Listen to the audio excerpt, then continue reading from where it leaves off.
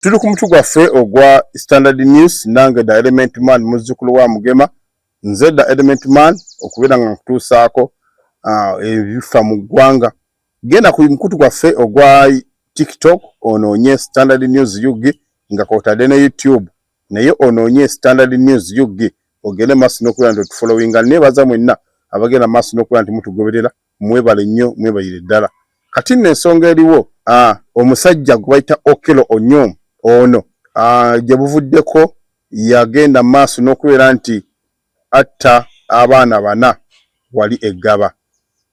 Okello azze bw'atyo nga wera ennemba n'omusango guno era nga Okello bingi ebizze ebyogebwa nti waliwo yamutuma, waliwo ali emabega w'okuttibwa kw'abaana bano. Okello ayinza okuba tali yekka. Wano nno ensonga zo zaagenda wala era omukulembeze w'eggwanga oba essiga eddamuzi giyita akulira abalamuzi ye DPP Ssaabawolezi bw'atyo n'avaayo n'agamba nti omusango guno gugende ku gurawundi Okello we yaddiza omusango era tebwalwa. Naye twebuuza nti emisango gyonna egya mada singa gwonna gwalinga Okello, singa Uganda oba oli awo yandibadde n'emirembe. Okusinziira ku musango guno ffenna gwe tutunuulidde eggwanga. Okello era omulamuzi nga nammwe mwabiraba bye sitagenda kugenda into details. Yavaayo n'asalira Okello omusango gwa kalabba oluvannyuma lw'Okello okubeera nti omusango gwamusinga. Era Okello nga tebannaba kumusalira baamusaba abeeko n'ekigambo kyonna ky'ayogera. Okello bw'atyo n'agaana nga kiraga nti Okello wakati mu kugaana oba okwogerako eri eggwanga omusango guno yali alina oba oliawo kye yeesiga. Wabula omulamuzi yavaayo n'awa Okello ennaku 14 asobole okukola apiiru nga musalidde akalabba nti agenda kubeera ng'attibwa mu lujjudde. Njagala okutegeeza era njagala okutegeeza eggwanga nti akalabba wano mu Uganda tekakyaliwo era kigenda kubeera nga kyewuunya nnyo akalabba kano. Kituufu kasobola okukomezebwawo naye ffenna tusooke twebuuze emisango eminene egize zibeerawo abantu ne batta bannaabwe lwaki bo tebasalira gwa kalabba. Kati njagala okuwa ekyokulabirako waliwo omusamize sayidi ze Mukono gye baasanga obugumba bw'abantu obuwerako n'essaawa zino yinza okuba nti bannaba kubeera nga bamusalira naye akyali ku limandi. Naye lwaki ye teyavaayo ne bamusalira akalabba kuba omusango yagukkiriza. N'ejjo ly'abalamu nguwa emisango eminene. N'ejjo ly'abalamu omusajja l'omu yatta omukulu w'ekika ky'endiga essaawa zino ali mu kkomera. Yavaayo n'awutineesinga nti nze namutta olwa nsonga bweti ne bweti naye mu kaseera kano ali ku limandi tebannaba kubeera nti bamusalira ate n'omusango tegunnaba kubeera nti gutandika. So kale gy'emisango egyo nsobodde okuwaako eminene nti abantu bano lwaki bbe gyabwe tegyatuulwa amangu ago. Kwegamba kituufu Uganda tuba n'obulumi ate Uganda twagala nnyo okutugamba ekintu ekitusanyusa. Uganda we yatuuka kukola kintu kisanyusa oli naye nga ekituufu n'abakyogera nabo baba bakimanyi behind the scene bo bamanyi ekiri emabega nti tebasobola kumuteeka ku kalabba. Singa tiyali President Museveni kugamba nti asayininge ti Okello ateekewe kalabba osanga nga ekitongole kiramuzi nga kyo kyetengeredde bwe kiba kigamba nti Okello waakuttibwa ng'ekitongole kiramuzi nga kye kirina okutuula nekigamba nti Okello agenda kubeera ngattibwa. Era osanga Okello mu nnaku 14 ezaamuweebwa singa bannayuganda beesunga nti Okello agenda kukola ki, agenda kubeera ngattibwa. Naye ate mu kaseera kano omusango guno ogw'Okello gukyali muwanvu nti essaawa ne bannamateeka be bavuddeyo nga bawakanya akalabba nti agende nti bawakanya okumuteeka kalabba ate nga alina okusaininga omukono nti Okello attibwe ye President Museveni ya President w'eggwanga. Kati mwenga mmwe bannayuganda musubira nti Okello balina omuteeka kalabba. Ffenna tukyebuuze. Kituufu baakola omusango, ne batuuza omusango, ne bakola omusango, ne batusanyusa iffe bannansi. Nga olw'okuba twali twagala okuwulira ekyo, ffe kye twagala nti Okello bamusalidde kalabba. Naye weebuuze okukateeka mu action kinaakola. Okuteeka omuntu action kiddala kituufu Okello bamutadde kalabba kyo kinaakola. Nkugambe tusunire emisango eminene gijja zibeerawo era nga n'abantu bawuti n'ensinga nti ddala ffe twakikola. Bo baba bateeka kalabba.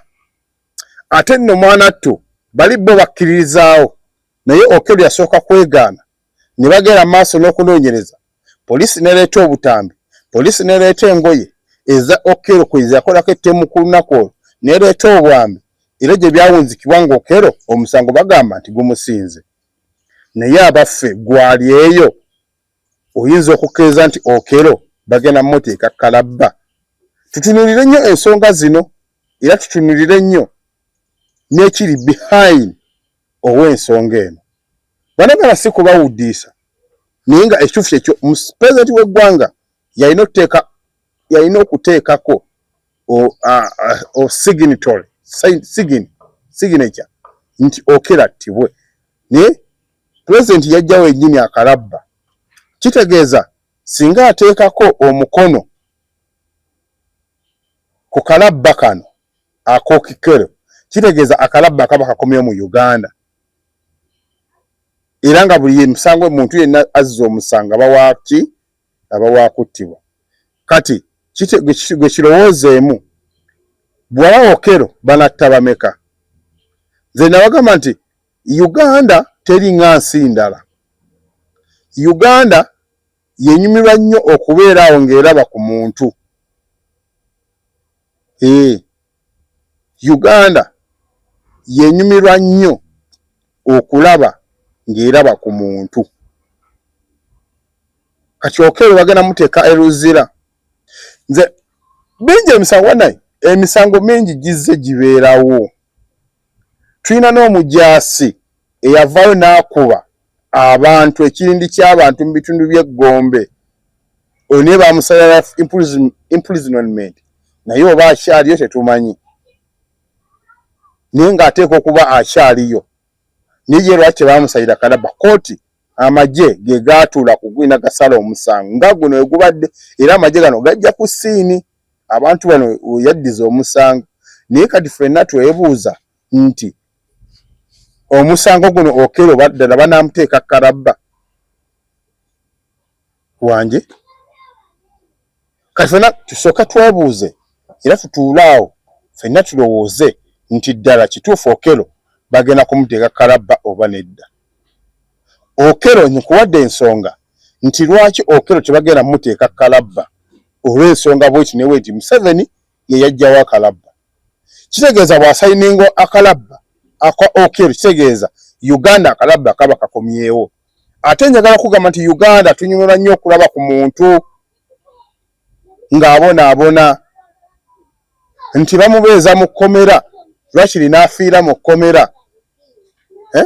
Ate akalabba kano mukalaba omuntu kasita asibibwa emyaka 3 kitegeeza omusango gwe guba gukyuse aba ali mu life imprisonment. Singa bamusalira akalabba n'abeera mu kkomera n'aweza emyaka 3 nga tebannamuteeka kalabba, kitegeeza aba akyuse omusango gwe guba gukyuse. Nti Okello gwe basiba ogw'okutta abaana, Okello bamusalira gwa kalabba, kati Okello ali ku life imprisonment. Nti obulamu bwe mu kkomera bw'agenda okukola ki?